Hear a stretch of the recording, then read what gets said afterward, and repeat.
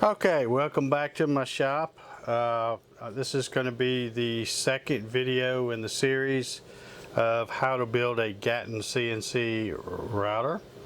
I've got all my parts here. I'm going to try to do some of the little sub-assembly work today, and I thought I would probably move the camera in a little closer. You don't need to see me, you just need to see what I'm pointing at here. So with the camera way over there, it's kind of hard to see. So I'm going to move the camera in close, and we'll go over some of the steps to show you how to start putting this thing together. Okay, so whether or not you've got your parts cut out yourself or you've ordered a kit from me, either way, there's certain things you want to do to make the ease of assembly basically easier. One is, when you get to the point where you've got all your parts cut and sanded, you've got them the way you want them, it's probably a good idea to go ahead and pre-drill some of the holes. Now, if you get the kit from me, I put these little hole locations where I mark the hole locations with just a little, where I'm just kind of kissing the end mill in there about a 1/16 or so. It's a lot easier, especially on things like this, before you start putting the bearings and all that stuff on these things. It's easier if you go ahead and figure out what kind of screw you're going to use.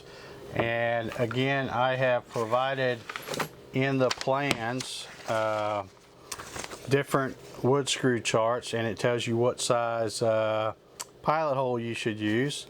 So, once you kind of figure that out, it's probably a good idea, if you're going to, especially if you're going to use a drill press, to go ahead and put your pilot holes in the different parts before you try to put any assembly together. That way you can get it up on the drill press. If you don't have a drill press and you're going to use a hand drill, try to use one where you've got the little bubble on the end of it here, so it helps you to drill a nice straight hole. If you don't have one of those, you just have to, a lot of people will hold a square or something up against the drill when they're drilling to try to help keep the hole straight. Whatever you got to use, like I said, drill press works best, but you can do it without one for sure. Another thing is, once you get all these holes drilled, the pilot holes and everything, then of course you'll probably want to do any staining or whether you're going to put some clear varnish on it or whatever you're going to put on it. If you're going to put anything on it, you can leave them raw, and that's what I'm going to do for this one right here. I'm not going to worry about putting any stain or finish or anything on this one. But if you're going to do that, you'd probably want to go ahead and do that before you start any assembly. So what I'm going to do is I'm going to cut the camera off, because nobody likes watching a boring drill press. I know I don't. And I'm going to go through here and go ahead and put my pilot holes. I know from what I like to use is I like to use deck screws. And I think I've got a number 8 and a number 10 here. And I found that if I use a 149.149 drill bit, which is, I have a lot of these because this is the hole you drill to tap for 1024, and I use a lot of 1024 machine screws and things like that around my shop. So I have a ton of these 149, and I found that using those as a pilot hole works well for both a number 8 and a number 10. It works really good. So I'm going to cut the camera off now, and I'm going to go through and I'm going to go ahead and put the pilot holes in the different parts that I have, and then we'll come back in just a little bit. Okay folks, I wanted to point out something real quick. I have taken my uprights and I have drilled my little pilot holes here where the Acme nut block is going to go. And I also have opened these holes up a little bit. I originally had put like a 1/4 inch by, I don't know, 5/16 slot or something like that. And the intent was to put a 1024 nut down in there, and it would wedge down in there, and you could run a 1024 bolt through here to help push your V-groove bearings up. I have since decided that on mine I want to use these, I call them dowel nuts or cross dowels, whatever they want to call them. These are 1/4 20. And so what I've done is I've opened these holes up to a 406, or I'm a decimal guy. Let's see, a 406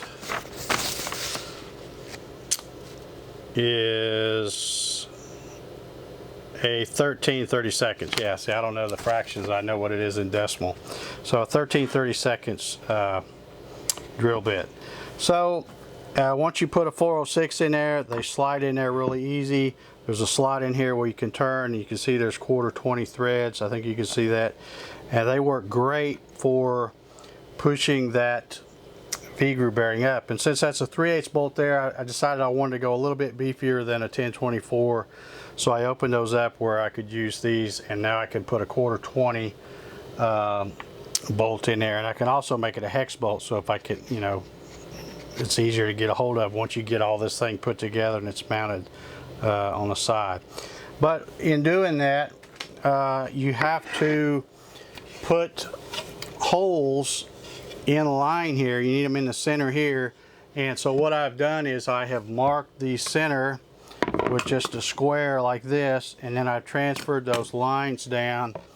I think you can see that to where I'm going to drill here. And what I do, folks, is I always start out with a really small bit, the tiniest one I've got, try to get it nice and centered in that hole, and then work my way up until I get something that will accept a 1/4 20.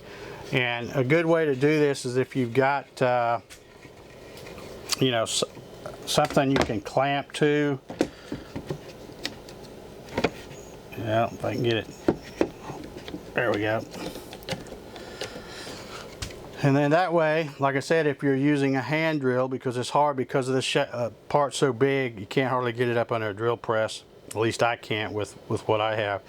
Is now I'll take my awl and make a little dent there, and take the little tiny bit, and then I can use my drill that has the bubble and try to keep it nice and straight. So let me get ready and do that. Okay, so now I've got it clamped up. I've taken my awl and put a little divot there, and now I should be able to put, you can see I'm starting out with a real tiny little bit, and now I can watch my bubble, get it centered, and it should pop through there real easy.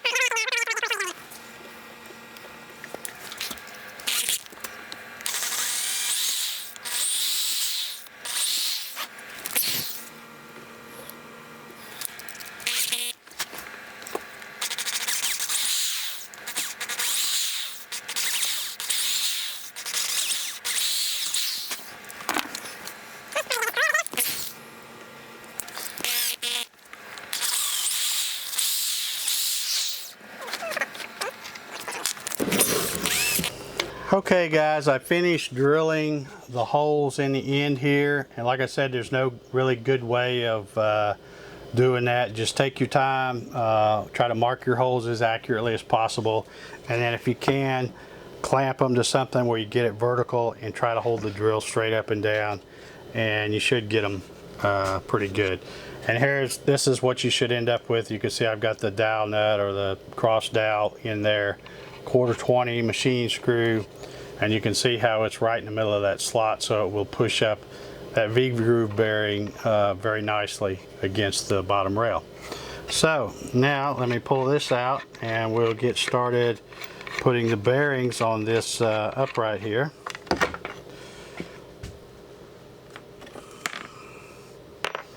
Okay, what we're going to do, and again you want to have your little drawing handy.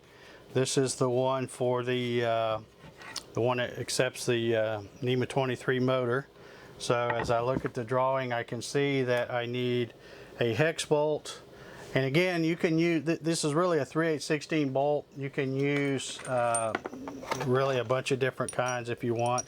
If this is all you can find, this is a machine screw. It's got just a straight screwdriver slot, or you might be able to get it in a Phillips. These will work. However, I prefer the hex nut, and it's not so much when you're doing these uprights, but when you're putting them on the Z-axis front plate and back plate. There's some places where it gets kind of hard to get to, and you can't get a screwdriver onto this if it should ever come loose. But you would be able to get a narrow open-end wrench on there to hold it, to tighten it back up. And again, that's if it should come loose. But anyway, this is a all thread here. Actually, I think I grabbed one of the longer ones. But you know, you can get them where they're all thread, or these are 1 1/4 inch thread with a shoulder. That's what I'm going to use. Doesn't really make any difference as long as it's a 3/8/16 bolt. You start out by just taking the V-groove bearing, and you should have those from Access Bearing. That's the company I called out on my drawings here. But you can put that V-groove bearing right on that that bolt, and you can see the bearing still turns nice and free. And actually the shoulder really works well because now it's probably a tighter fit than it would be if it was threaded. Next, you want to put one of these small washers on up against the V-groove bearing. And again, all these washers and things are all called out in my drawings here. So, and then I like to use a big washer after that. So I would put that in the hole here, and these holes are you know, CNC'd, so they're pretty tight. You pretty much have to screw them in. At least the through holes. The slots are probably a little bigger. And then once you get that put in, you would put another big washer and then a 3/8/16 hex nut.